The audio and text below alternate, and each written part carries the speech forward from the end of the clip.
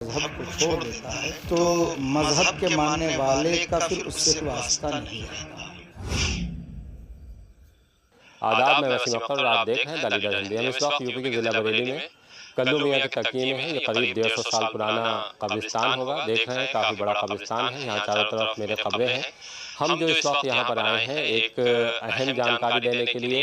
कल एक चौंकाने वाला मामला हुआ है बरेली में। बरेली क्या, अगर हम पूरे मुसलमानों की बात करें तो मुसलमानों में शायद ही ये जो मेरे पीछे आप कब्र देख रहे हैं ये पहली कब्र होगी जिसका नमाज जनाजा नहीं हुआ है। इसे नमाज जनाजा के बगैर दफन किया गया है। एक लड़की थी जिसने अपनी मर्जी से एक दूसरे संप्रदाय के लड़के के साथ शादी की। उसके बाद उसकी अचानक मौत हो जाती है। मौत होने के बाद उसके घर वाले उसकी बॉडी को अपने घर ले आते हैं, यानी उसकी बॉडी मायके में आ जाती है। इस मामले को लेकर मोहल्ले के लोगों ने एतराज जताया क्योंकि ये दूसरे संप्रदाय के लड़के के साथ चली गई थी। ये लड़की मुस्लिम थी, लेकिन चूंकि दूसरे संप्रदाय